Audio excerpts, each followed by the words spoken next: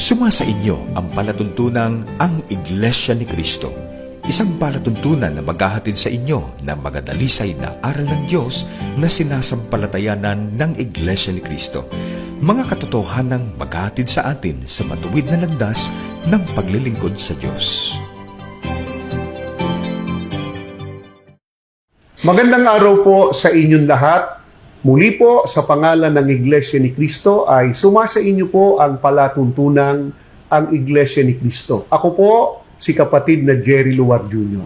At ako po ang kapatid na Gerson Guevara. Kumusta po kayo mga giliw naming taga-subaybay? Sana po ay lubos ninyong pakinabangan ang mga salita po ng Diyos na ipaglilingkod po namin sa inyo. Kapatid na Jerry, binabati lang po natin ang mga kapatid po natin mula dyan sa distrito po ng Bulacan South, sa lokal po ng Ciudad de Victoria, kinakapatid na Lourdes Guevara, kinakapatid na Glenn Gino at kapatid na Genevieve Gino. Bumabati rin tayo sa pagkakataong ito sa mga taga-subaybay po natin, maging sa ibayong dagat. Yan po sa distrito ng New Jersey, maging sa distrito po ng Micronesia. Magandang araw po sa inyo pong lahat. Sa mga ginigiliw nating mga taga-subaybay, kapatid na Gerson, ay ipaglilingkod po natin sa pagkakataong ito ang isang napakahalagang pagtalakay. Marahil ang ating mga taga-subaybay ay nakapapansin din na ang paglilingkod sa Diyos na ginagawa po ng tao ngayon, halimbawa sa pamamagitan ng pagrelihiyon, sa pamamagitan ng pagsali sa iba't ibang mga samahang pangrelihiyon, iisa lang naman talaga ang pakay ng halos maraming relihiyon. Ito ay ang maglingkod po at sumamba sa Diyos. Totoo po yan, kapatid na Jerry at mga giliw naming taga-subaybay. Gayunman, hindi rin po may kakaila na sa iba't ibang mga relihiyon, iba-iba rin po ang kanilang nagiging paniniwala tungkol sa Diyos. Meron pong nagsasabi na sa iisang Diyos ay meron daw 3 persona. Yung tinatawag po nilang Santissima Trinidad. Meron din pong naniniwala na merong Almighty God at meron ding Mighty God. Hindi lang yon, kapatid na Gerson. Mayroong mga samahan ng mga taong nagre-relihiyon na ang paniniwala ay milyon-milyon daw ang Diyos. At meron ding halos katulad ng ganyang paniniwala yung nagsasabing wala naman daw masama kung isang barangay ang kinikilala Diyos. Mas marami daw, sabi nila, mas mainam daw yon. Tayo ay naninindigan na hindi po ganyan ang pagtuturo ng banal na kasulatan tungkol sa Diyos.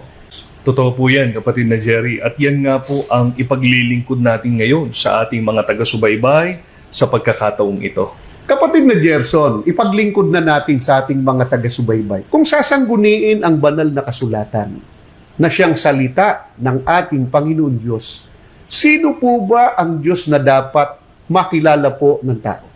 Pakinggan po ninyo ang pahayag po mismo ng ating Panginoong Hesukristo. Ganito po ang nakatala dito po sa Juan 17:3, ganito po ang nakasulat. At ito ang buhay na walang hanggan, na ikaw ay makilala nila na iisang Diyos na tunay at siyang iyong sinugo sa makatwid bagay si Hesukristo. Ang binasa po namin sa inyo, mga giliw naming taga-subaybay, bahagi po ito ng panalangin ng ating Panginoong Hesukristo. Ang sabi po ng ating Panginoong Hesukristo na ikaw ay makilala nila na iisang Diyos na tunay. Sa binasa po ninyo, kapatid na Gerson, mayroong napakahalagang dapat pong maunawaan ang lahat. Una po, ang sabi ng ating Panginoong Jesucristo, iisang Diyos na tunay. Sa makatwid, ang tunay na Diyos po, tinitiyak, iisa lang. Kung napansin din po ng mga tagapakinig natin, kapatid na Jerry, ang sabi po ng ating Panginoong Jesucristo, ikaw ay makilala nila na iisang Diyos na tunay. Yan pa yung dapat talaga nga pong maunawaan. Ang banggit ng ating Panginoong Jesucristo, ikaw. Hindi po niya sinabing ako. Opo. Sino po kaya yung ikaw na tinutukoy ng ating Panginoong Jesucristo? Kasi tinitiyak sa atin yan, hindi siya yon.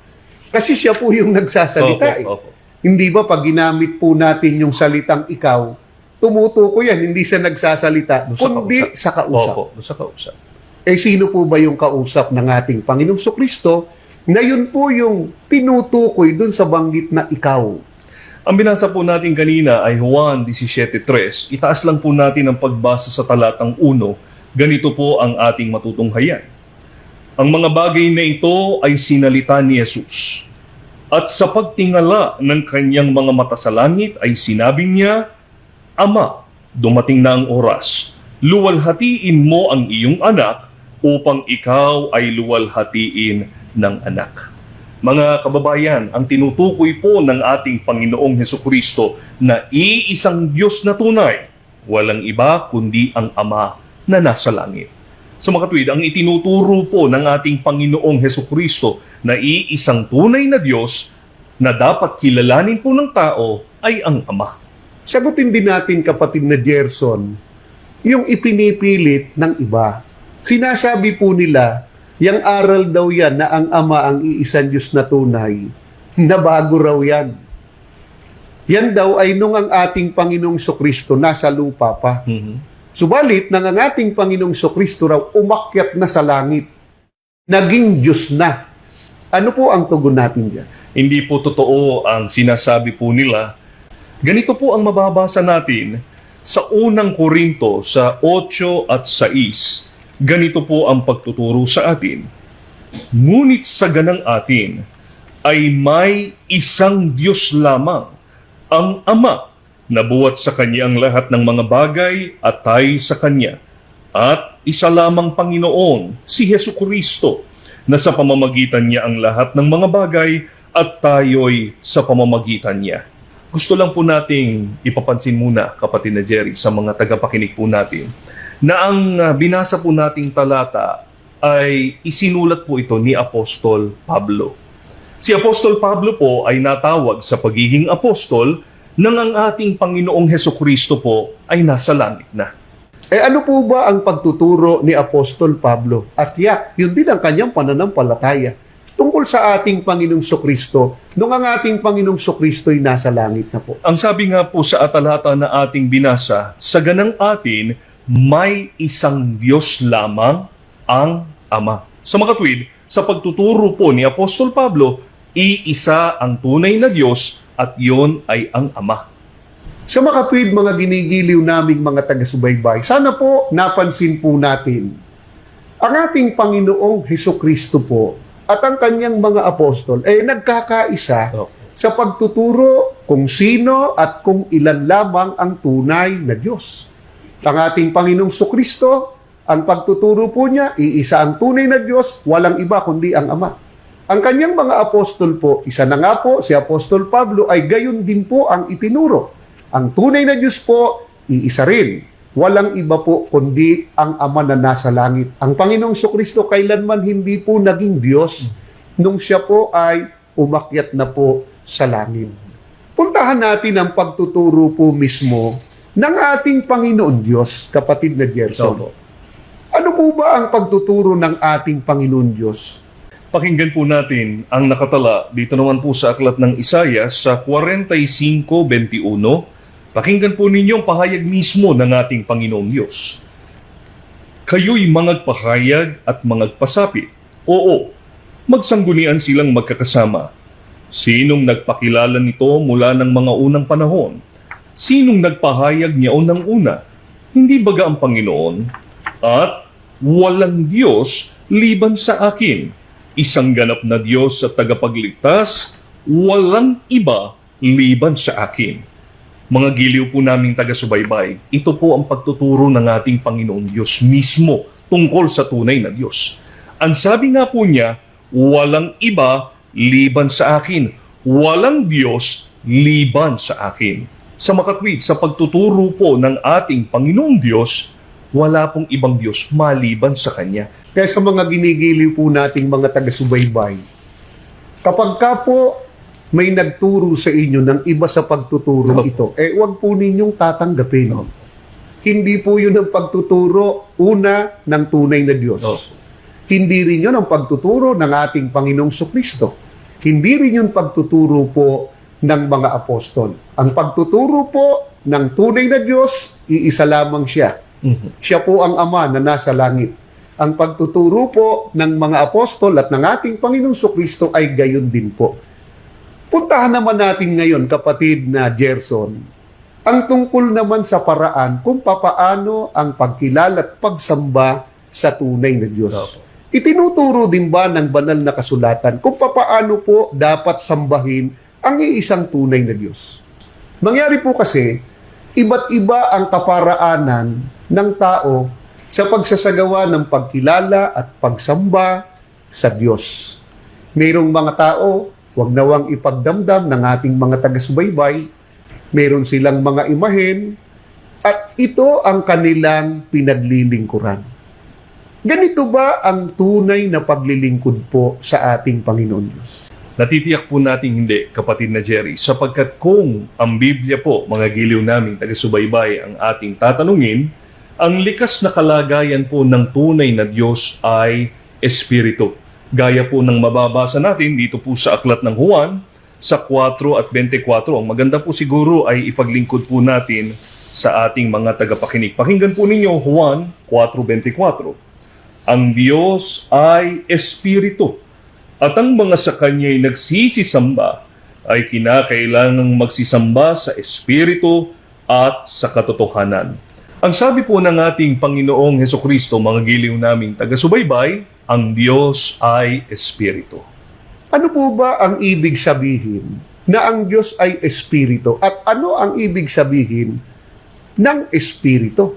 Bago po natin sagutin yan, kapatid na Gerson, magbe-break po muna tayo. At sa pagbabalik po natin, bibigyan po natin ng kasagutan ang katanungan pong yan.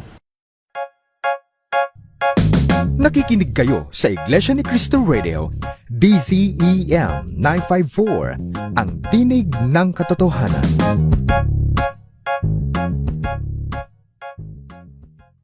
Nagbabalik ang ating pagtalakay dito po sa palatuntunang ang Iglesia ni Cristo. Sinasamantala muna natin ang pagkakataon.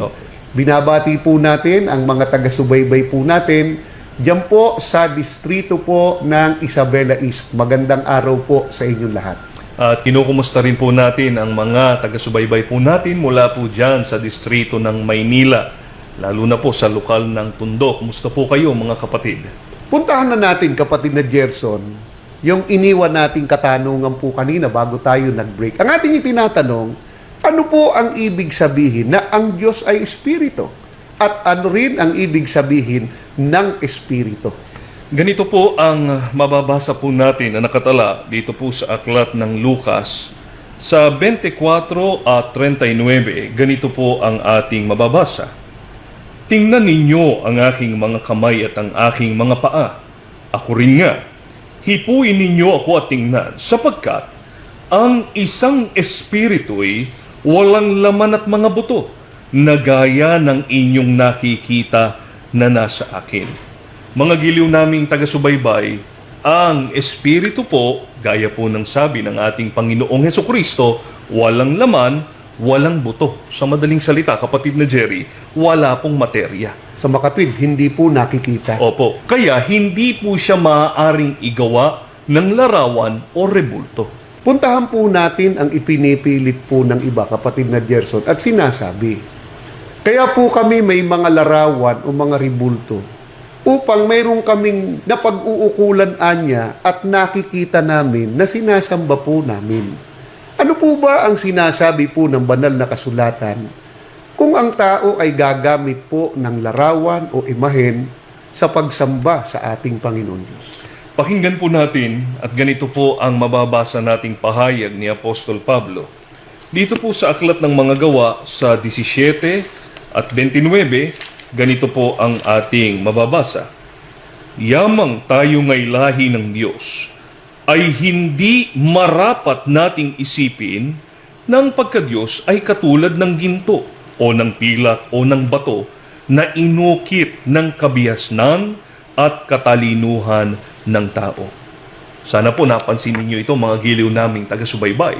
Ang sabi po ni Apostol Pablo, hindi marapat isipin na ang pagka-Diyos ay katulad ng ginto o ng pilak o ng bato na inukit ng tao.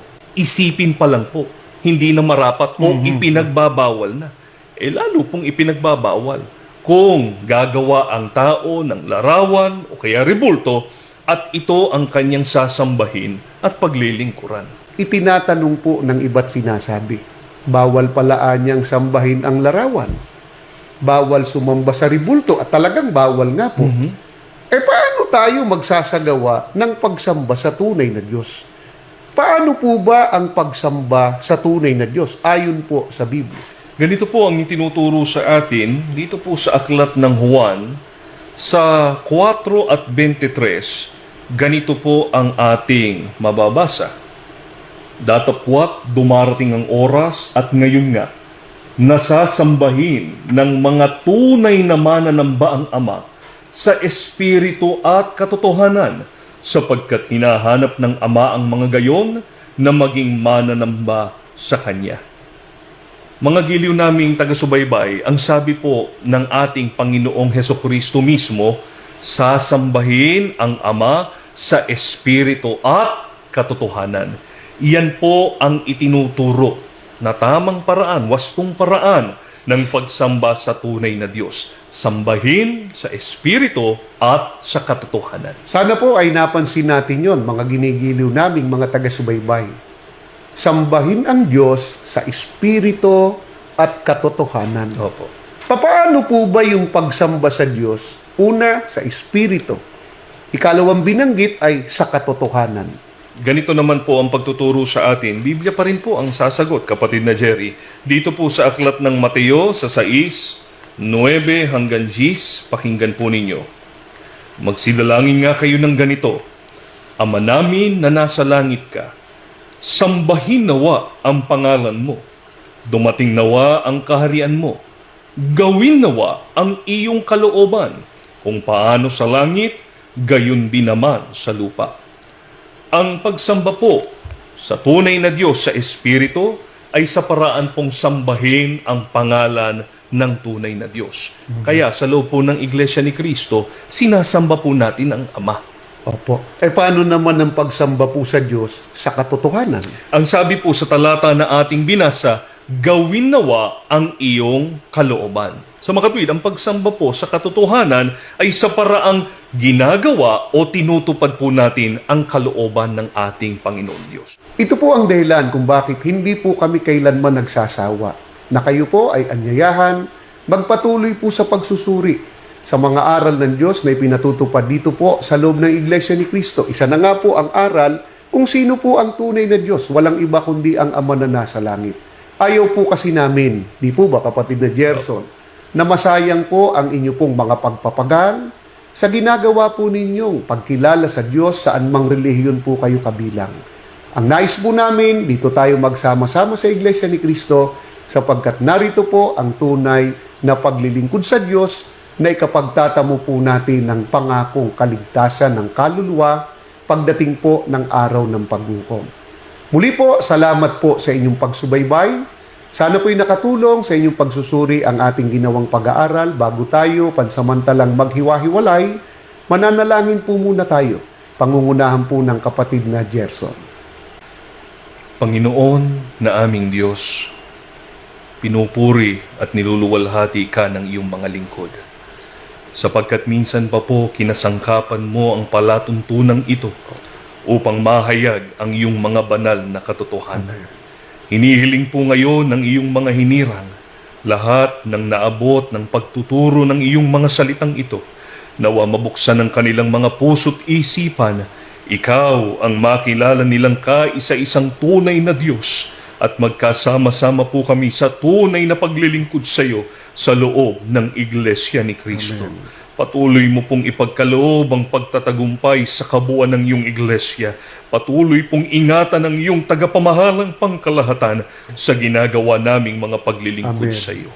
Panginoon naming Hesukristo, ipamagitan po kami sa Ama at nawa patuloy na dagdagan ng aming pananampalataya. Ama, buo na po ang aming pagtitiwala. Pinakinggan mo po ang aming mga panalangin. Ikaw ang patuloy na mag-iingat sa buong iglesia sapagkat ang lahat hinihiling po namin sa pangalan po ng aming Panginoong Heso Kristo. Amen. Amen. Kami po ay nagpapasalamat sa inyong pagsubaybay. Kung mayroon kayong katanungan, maaari po kayong mag-email sa amin sa dcem954@isaradio.org. Malugod din namin kayong inaanyayahan sa aming mga pagsamba at pagdudoktrina o magbasa ng mga lathalaing pasugo at subaybayan ang aming mga programa sa INC TV. Maaari rin po kayong makipag-ugnayan sa mga ministro at mga may tungkulin sa Iglesia ni Cristo sa pinakamalapit na lokal sa inyong POC.